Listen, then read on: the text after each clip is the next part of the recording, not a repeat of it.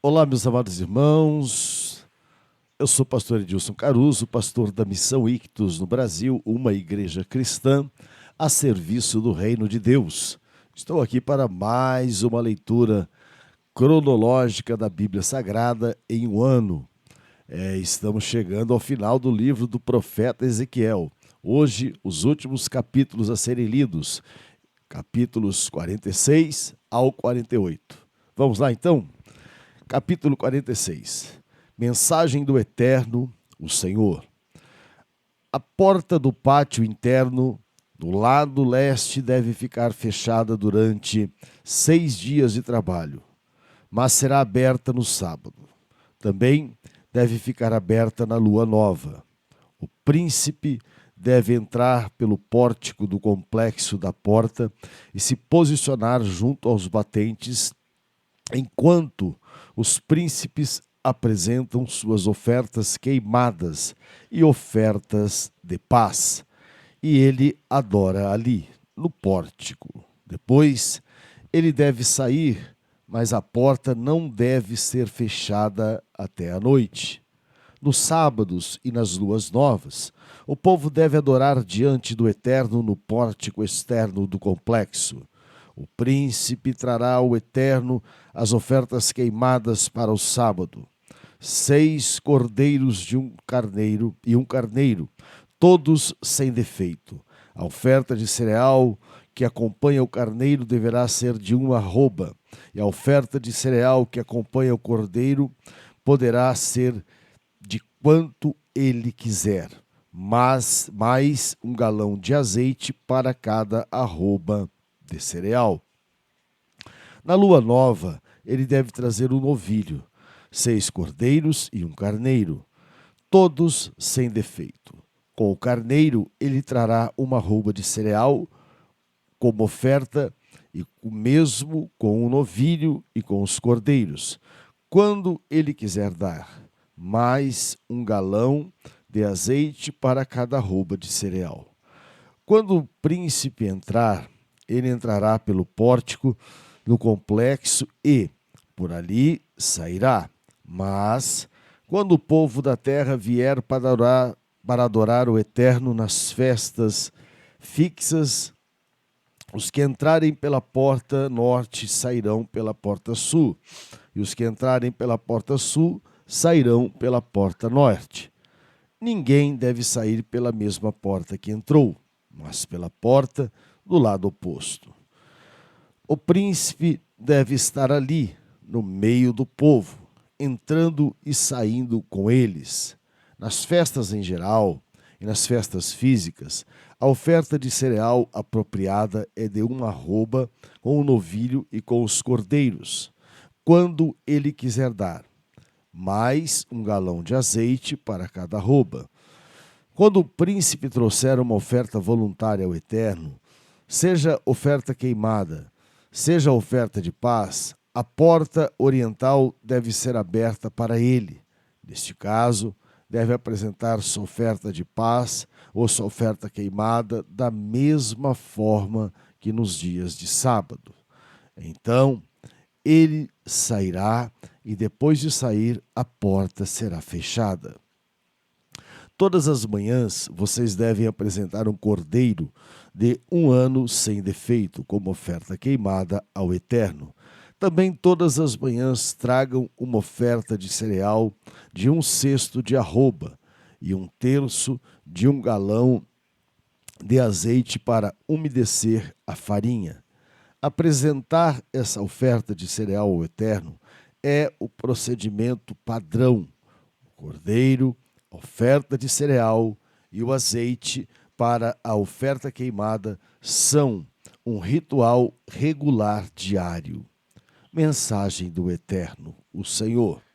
Se o príncipe prometer um presente da sua herança a um dos seus filhos, isso ficará na família.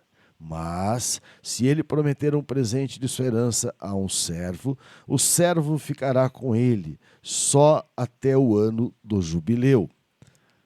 Depois disso, ele voltará para o príncipe. Sua herança pertence apenas aos seus filhos. deve ficar na família. O príncipe não pode tomar a herança de ninguém, do povo, desapropriando assim a terra. Ele só pode dar aos filhos o que for da sua propriedade. Ninguém do meu povo deve ser desapropriado na sua terra. Em seguida, o homem levou-me pela porta do norte até os quartos sagrados designados para os sacerdotes e me mostrou um quarto no lado oeste. Ele me disse: esta é a cozinha na qual os sacerdotes vão cozinhar as ofertas de perdão e as ofertas de reparação, e vão assar as suas ofertas de cereal para que assim não precisem fazê-lo no pátio externo e não ponham em risco as pessoas despreparadas para o santo. Na sequência, ele me levou para o pátio externo e a todos os seus 4 cantos. Em cada canto observei mais um pátio, e em cada um dos 4 cantos do pátio externo havia pátios menores, com 20 metros de comprimento e 15 de largura. Na parte interna dos pátios havia uma prateleira de pedra e, abaixo das prateleiras, fogões para cozinhar. E ele me disse: estas são cozinhas nas quais os que servem no templo vão cozinhar os sacrifícios do povo. Árvores em ambos os lados do rio. Capítulo 47. Ele me levou mais uma vez até a entrada do templo e vi água jorrando por baixo do pórtico do templo para o leste. O templo estava voltado para o leste. A água jorrava do lado sul do templo, ao sul do altar. Ele me conduziu para fora pela porta norte e me levou pelo lado de fora para o complexo da porta leste. A água estava jorrando da parte de baixo, da frente sul do templo. Então caminhou para o leste com uma linha de medir e mediu 500 metros, levando-me pela água que estava no tornozelo. Depois, mais 500 metros, levando-me pela água que dava no joelho. Mediu mais 500 metros, levando-me pela água que dava na cintura. Ele mediu mais 500 metros. A esta altura, já era um rio que eu não conseguia atravessar a pé. Só era possível cruzá-lo a nado. Um rio que ninguém conseguiria passar andando. Ele disse: filho do homem, você olhou bem? Em seguida, ele me levou de volta para a margem do rio, enquanto eu estava sentado ali. Percebi muitas árvores nos 2 lados do rio. Ele me disse: essa água corre para o lado leste, desce até a Arabá e depois vai para o mar das águas paradas. Quando deságua no mar, a água dele é saneada, porque onde o rio passa, floresce a vida, grandes cardumes de peixes, porque o rio transforma o mar salgado em água fresca. Por onde o rio passa, a vida é abundante. Os pescadores ficarão ombro a ombro ao longo da margem deste rio, desde Engedi até em Eglaim, lançando suas redes. O mar vai fervilhar com peixes de toda espécie, como no mar Mediterrâneo. Os charcos e pântanos não serão saneados, permanecerão salgados. Mas o próprio rio, em ambas as margens, produzirá frutos de todas as espécies. As folhas não murcharão e os frutos não falharão. Todos os meses produzirão frutos frescos, porque o rio do santuário flui para elas. Seus frutos servirão de comida e suas ovelhas de remédio. Dividam a terra, esta terra. Uma mensagem do Eterno, o Senhor. Estas são as fronteiras pelas quais vocês devem dividir a herança da terra para as 12 tribos de Israel. E José receberá 2 porções. A terra deve ser dividida igualmente. Prometi com juramento solene que daria a seus antepassados. Jurei que esta terra seria sua herança. Estas são as suas fronteiras. Do lado norte, a fronteira vai desde o grande mar Mediterrâneo ao longo da estrada de Etlon até o ponto em que se vira para Amate, Zedade, Berota e Sibraim, que fica entre o território de Damasco e o território de Amate, e daí para com os territórios de Damasco e Amate ao norte desta fronteira norte. A fronteira leste fica entre Damasco e Aurã, descendo ao longo do Jordão, entre Gileade e da terra de Israel até o mar do leste, prosseguindo até Tamar. Esta é a fronteira leste. A fronteira sul vai para o oeste, desde Tamar até as águas de Meribá-Cádiz. Ao longo do ribeiro do Egito, esta é a fronteira sul. A fronteira oeste é formada pelo grande mar Mediterrâneo, ao norte de onde a estrada vira para o leste, para a entrada de Amate. Esta é a fronteira oeste. Dividam a terra entre as 12 tribos de Israel. Dividam-na como sua herança e incluam nela os estrangeiros residentes que vivem entre vocês e agora têm filhos. Tratem-nos como fossem filhos nascidos aqui, como um de vocês. Eles também receberão herança entre as tribos de Israel, seja qual for a tribo em que os estrangeiros residem e vivem. Ali receberá a sua herança, é o decreto do Eterno, o Senhor. O santuário do Eterno no centro. Capítulo 48. Estas são as tribos. Dan, uma porção ao longo da fronteira norte, seguindo a estrada desde Etlon até a entrada de Amate, depois até Azar-Enã, até a divisa do território de Damasco ao norte. Ao largo de Amate, a fronteira norte estende de leste a oeste. Azer, uma porção fazendo divisa com Dan de leste a oeste. Naftali, uma porção fazendo divisa com Aser de leste a oeste. Manassés, uma porção fazendo divisa com Naftali desde leste a oeste. Efraim, uma porção fazendo divisa com Manassés de leste a oeste. Ruben, uma porção fazendo divisa com Efraim de leste a oeste. Judá, uma porção fazendo divisa com Ruben de leste a oeste, fazendo divisa com Judá de leste a oeste, até o espaço que você vai separar como solo sagrado.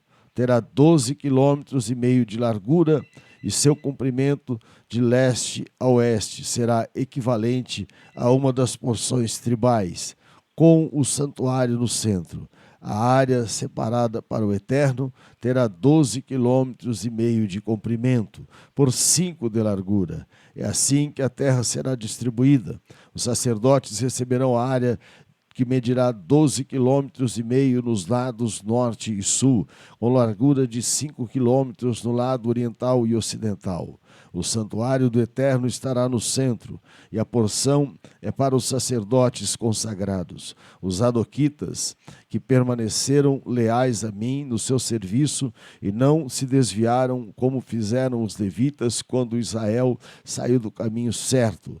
Essa é a sua dádiva especial na terra, o solo mais sagrado, fazendo divisa com a porção dos levitas. Os levitas recebem uma porção igual em tamanho à dos sacerdotes. Ele de 12,5 km de comprimento por 5 km de largura. Eles não têm permissão de vender ou trocar parte alguma da sua porção. É parte escolhida da terra, além de ser consagrada para o Eterno. O que ainda restar da área sagrada, 2,5 km de comprimento por 12 km de largura, por 12 quilômetros de comprimento, será uso comum para a cidade e seus prédios e as pastagens, mas a cidade será o centro. Os lados norte, sul, leste e oeste da cidade têm 2.250 metros. A cidade terá uma área de pastagem de 125 metros, fazendo divisa com a cidade de todos os lados. O restante desta porção será de 5 quilômetros nos lados leste e oeste e será reservado para a lavoura. Suprirá a comida para a cidade. Trabalhadores de todas as tribos de Israel servirão como mão de obra para lavrar a terra. Essa área sagrada, separada para fins santos, será um quadrado com 12,5 quilômetros de cada lado.